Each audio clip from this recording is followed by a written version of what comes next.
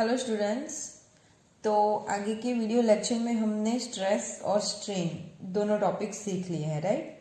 अभी एक दूसरा स्ट्रेस है विच इज हाइड्रोलिक स्ट्रेस, जो हम इस वीडियो लेक्चर में देख रहे हैं। So what is hydraulic stress? Okay, तो उसको हम समझने की ट्राई करते हैं। तो here is the figure like this is the solid sphere or solid object which are placed in the fluid under the high pressure is compressed. Okay, this is the solid object, solid sphere which is placed in the fluid under the high pressure. Then what happened? The force applied by the fluids, तो अगर ये fluids हम object को हमने fluid में रख लिया है, ओके, तो फ्लूइड्स के जो पार्टिकल होंगे तो the force applied by the fluids, उसके जो पार्टिकल है तो उस पर फोर्स अप्लाइड करेंगे like all the direction, all the side, like this, okay, like this, इस टाइप। तो यहाँ पे देखो जो फोर्स लग रहा है, जैसे आप उसको फ्लूइड में रखोगे सॉलिड ऑब्जेक्ट को, तो फ्लूइड जो है वो ऑल साइड से उस पे फोर्स लगाएगा, ओके, और this force is perpendicular to the all side of the sphere, like this. ये यहाँ पे फोर्स लग रहा है तो ये साइड के लिए परपेंडिकुलर हो गया, ये फोर्स लग रहा है तो यहाँ पे ये साइड के लिए परपेंडिकुलर हो गया, मतलब this force is perpendicular to the all side of this object, okay. Then what happened? And from the third law of motion, okay, तो कहाँ पे भी वो तो एक्ट होगा ही, यहाँ पे स्ट्रेस के साथ स्ट्रेन तो रहेगी ही, यहाँ पे हम वो दिख रहे हैं। तो if this force is applied in the direction, in this direction, then the opposite force, यानी कि restoring force is also applied in this opposite direction, but the force is equal, right. This force is applied out मतलब fluid, by the fluid. Then what happened? The restoring force in the generate in the object, and it is equal this force but in opposite direction, right? तो यहाँ पे restoring force यहाँ पे generate होगा। उसके बाद क्या हुआ, तो इसको हमने, ये जो ऑब्जेक्ट है उसको हमने फ्लूइड में रखा है, तो क्या होगा, फ्लूइड उस पर फोर्स लगा रहा है, इसमें से अंदर से रिस्टोरिंग फोर्स भी जनरेट हो रहा है। तो लेकिन अगर पानी में कोई भी आप ऑब्जेक्ट रखो तो पानी अंदर वो चला जाता है, राइट, तो उसको वो क्या बोलते हैं, एब्जॉर्ब कर लेता है, ओके। तो यहाँ पे भी सेम कंडीशन होगा, तो वो पानी को एब्जॉर्ब करेगा, तो ये जो है वो फ्लूइड को एब्जॉर्ब करेगा, जिसकी वजह से उसमें प्रेशर की वजह से वो एब्जॉर्ब करता है, प्रेशर यहाँ पे आएगा, और प्रेशर की वजह से क्या होता है, तो उसका जो वॉल्यूम है वो बढ़ जाता है। तो हम यहाँ पे अंदर जो मैंने ये लाइन ड्रॉ की है वो हमारा मेन ऑब्जेक्ट हम अभी लेंगे यहाँ पे, जिस पे ये फ्लूइड इफेक्ट कर रहा है, फोर्स लगा रहा है, ओके। ये फोर्स अगर लग रहा है तो अंदर से भी रिस्टोरिंग फोर्स उसको इफेक्ट करेगा, तो ये फोर्स की वजह से, और यहाँ पे फ्लूइड है तो वो उसका ऑब्जर्व करेगा और एब्जॉर्ब करेगा, और अंदर से प्रेशर जनरेट होगा, तो वो प्रेशर की वजह से क्या होगा कि उसका जो वॉल्यूम है वो बढ़ जाएगा, जो भी वॉल्यूम है उसका उससे ज्यादा थोड़ा मतलब चेंज हो जाएगा उसका जो भी वॉल्यूम है, ओके। बट यहाँ पे remember here there are not change in shape of the object, उसका शेप चेंज नहीं होता, वो जैसा है वैसा ही रहता है, लेकिन उसका वॉल्यूम चेंज होता है, राइट। तो वॉल्यूम चेंज होता है किसकी वजह से, तो यहाँ पे प्रेशर जनरेट हुआ, और प्रेशर किसकी वजह से जनरेट हुआ, तो अप्लाइड फोर्स, और अप्लाइड फोर्स की वजह से उसको क्या लगता है, रिस्टोरिंग फोर्स, राइट। तो ये जो रिस्टोरिंग फोर्स उसको जनरेट हो रहा है which is called hydraulic stress, okay, hydraulic stress,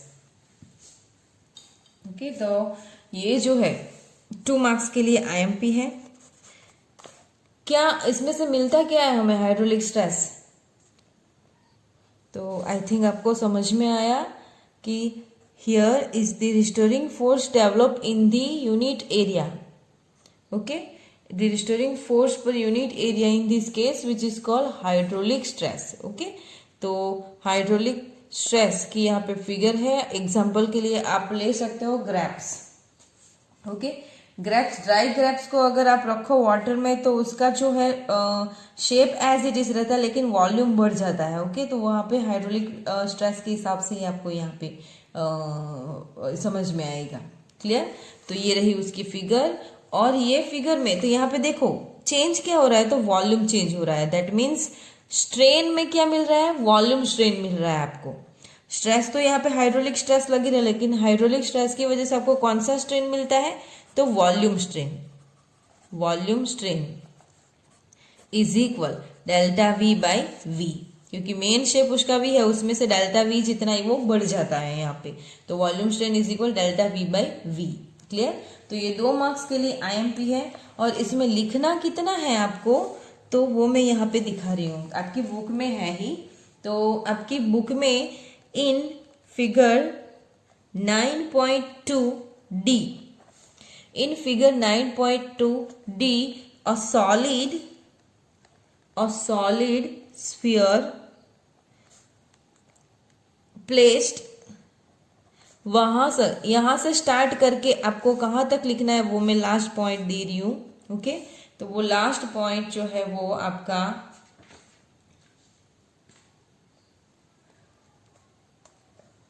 it has no units of, पूरा लिखना है, मतलब यहां से स्टार्ट करके आपको पूरा लिखना है। इट हैज नो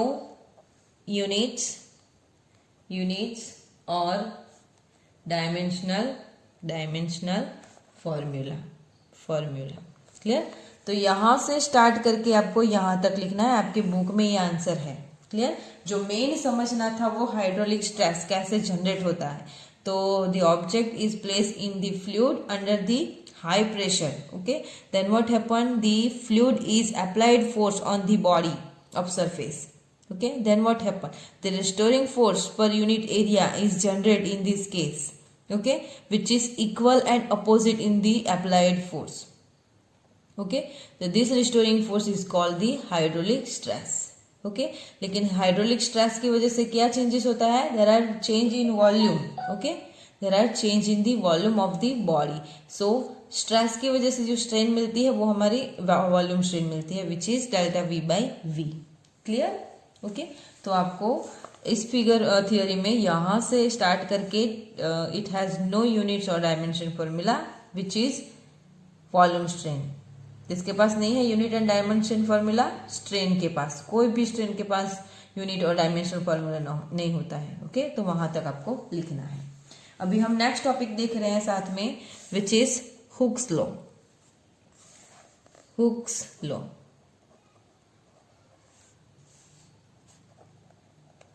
चलो व्हाट इज हुक्स लॉ तो देखते हैं हम यहाँ पे। फॉर स्मॉल डिफॉर्मेशन, लॉ जो है वो for small deformation, the stress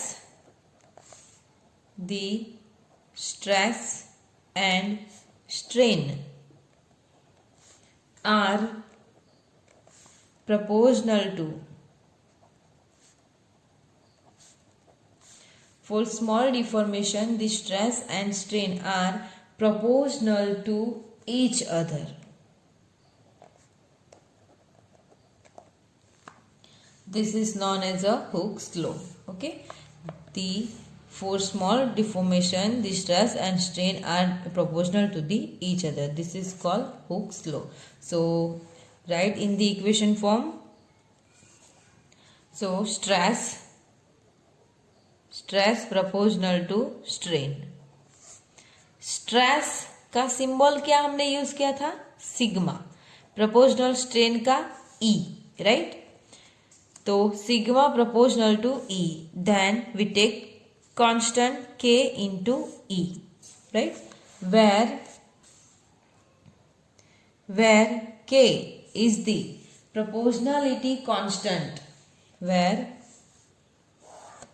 k is proportionality constant, constant and it is known as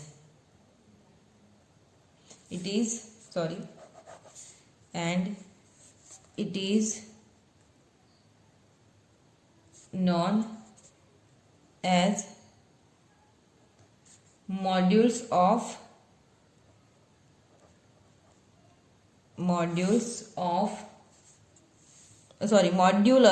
it is known as modulus of elasticity.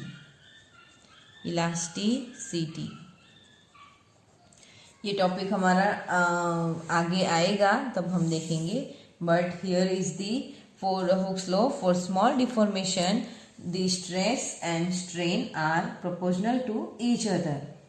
So write in the equation form stress proportional to strain, sigma proportional to E, where sigma is equal K into E, where K is the proportionality constant and it is called known as the modulus of elasticity. Okay, so make the subject of K. So K is equal sigma by E. तो क्या मिलेगा आपको? K is equal sigma by E, where sigma is the what? Stress by strain, where sigma is equal stress है तो stress का equation क्या था? Force by area हमें मिला था, right.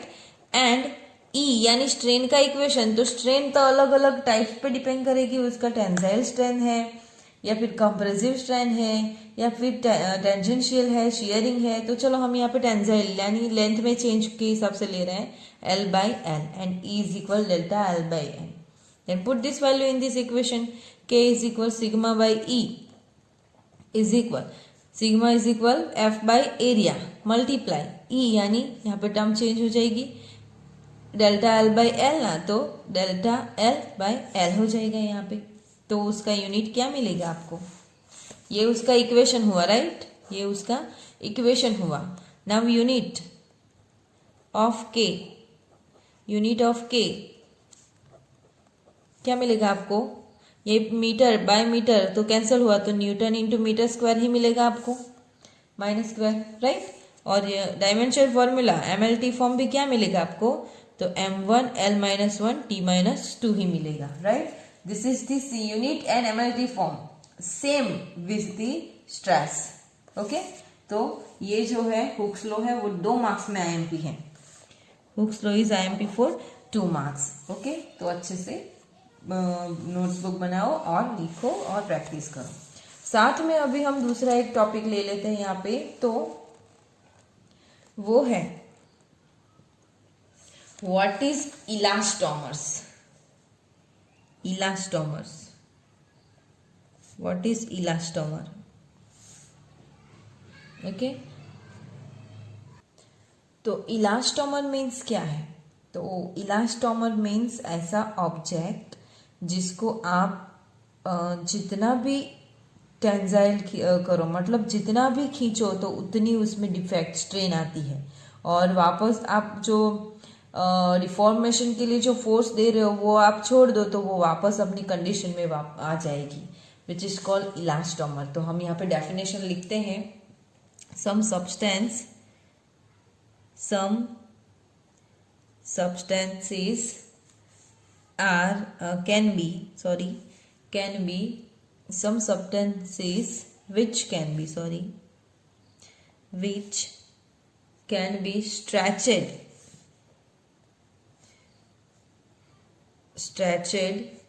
to cause large strains are called elastomers. Some substance which can be stretched to cause large strain are called elastomers.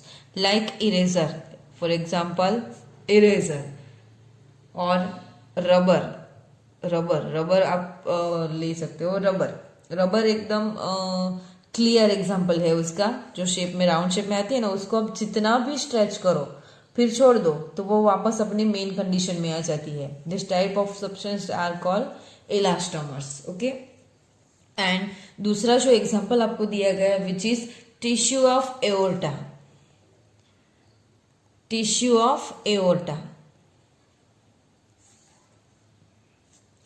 Tissue of aorta के हिसाब से ये इलास्टोमर हमें देखना है. और इसमें इलास्टोमर जो उसकी डेफिनेशन शॉर्ट क्वेश्चन में आती है, वो एग्जांपल आता है. ओके. अब इलास्टोमर जो है उसके हिसाब से हमें उसका जो एग्जांपल दिया गया है टिश्यू ऑफ एओर्टा, तो उसका हमें स्ट्रेस वर्सेस स्ट्रेन का ग्राफ एक्सप्लेन करना है. तो ये पूरा जो क्वेश्चन है वो 2 मार्क्स में आता है. मैं यहाँ पे लिख लेती हूँ. Explain the curve, stress strain curve. Explain, इसी में साथ में ये रिलेटेड ही है. एक्सप्लेन, सॉरी डायरेक्टली हम लिखते हैं दी curve stress strain curve for the elastic tissue of aorta.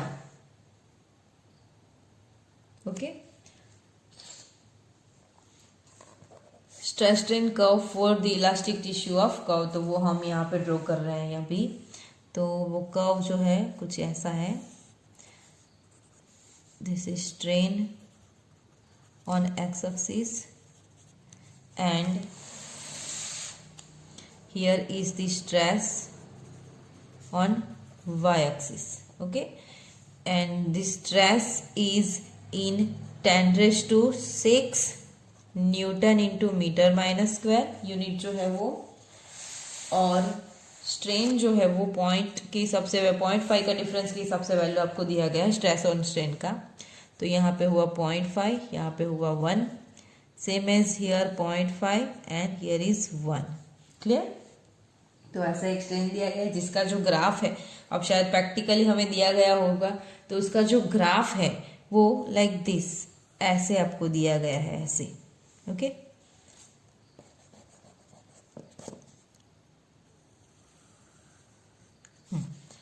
अब इस टाइप का आपको ग्राफ दिया गया है. तो ग्राफ के हिसाब से क्या होता है यहाँ पे देखो. तो जैसे पहले 0 से लेके यहाँ तक तो आपको स्ट्रेन ही मिल रहा है, स्ट्रेस नहीं लग रहा है. राइट. फिर थोड़ा सा स्ट्रेस बढ़ा, स्ट्रेन आया, स्ट्रेस बढ़ा, स्ट्रेन आया. बट यहाँ तक देखो, यहाँ पे 1 तक. ओके. तो 1 हमने थोड़ा सा आगे ले लिया है, 1 तक. उसके बाद क्या हो जाता है, तो यहाँ तक एज इट इज रहता है. मतलब जितना स्ट्रेस उतना स्ट्रेन, जितना स्ट्रेस उतना स्ट्रेन मिल रहा है आपको. फिर स्ट्रेस कंटिन्यू हो जाता है, स्ट्रेस कांस्टेंट हो जाता है और स्ट्रेन भी नहीं मिलती आपको. सॉरी, स्ट्रेस जो है वो बढ़ता रहता है और स्ट्रेन नहीं मिलती है. राइट. तो यहाँ पे हुक्स लॉ जो हमने आगे पढ़ा, हुक्स लॉ यहाँ पे इफेक्ट करेगा, क्योंकि हुक्स लॉ जो है वो फॉर स्मॉल डिफॉर्मेशन के लिए है. Small deformation. ओके. तो हुक्स लॉ यहाँ पे इफेक्ट नहीं करेगा. राइट.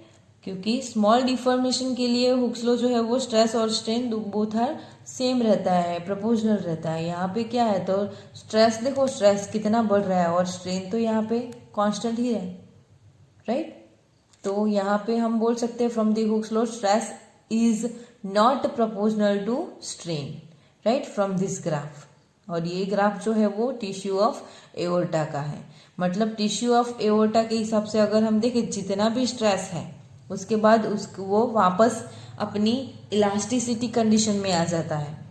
इलास्टिसिटी कंडीशन में आ जाता है, उसमें स्ट्रेन नहीं रहती, वो वापस अपनी इलास्टिसिटी कंडीशन में आ ही जाता है. तभी तो इंसान इतनी इजीली रह पाता है. Right.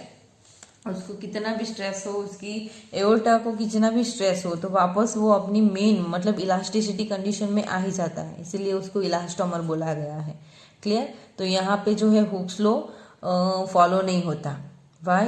Because from the Hooke's law there is a small deformation, stress proportional to strain, but in this case stress is not proportional to strain. How? तो स्ट्रेन देखो, स्ट्रेन यहाँ पे कांस्टेंट हो जाता है और स्ट्रेस ही बढ़ता रहता है. राइट. तो ये हुक्स लॉ यहाँ पे फॉलो नहीं होता. दूसरा, स्ट्रेस इतना बढ़ने के बावजूद भी टिश्यू ऑफ एओर्टा जो है वो अपनी इलास्टिक कंडीशन में आ ही जाती है. क्यों? क्योंकि उसको इलास्टोमर बोला गया है और जिसकी वजह से इंसान इजीली रह पाता है। क्लियर? तो ये समझने की बात है। क्लियर? तो इसमें अभी हम लिख लेते हैं। सो figure shows here figure shows stress strain curve for the stress strain curve for the tissue of elastic tissue of aorta present in the heart.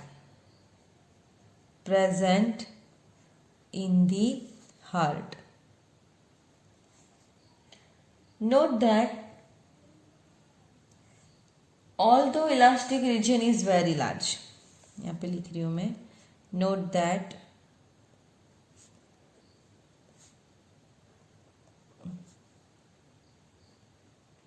although elastic region is very large, the material does not obey. The material does not obey Hooke's law over most of the material does not obey Hooke's law over most of the region. जैसे हमने बात की यहाँ पे Hooke's law यहाँ पे ओबे नहीं होता है यहाँ पे, right? there is no well defined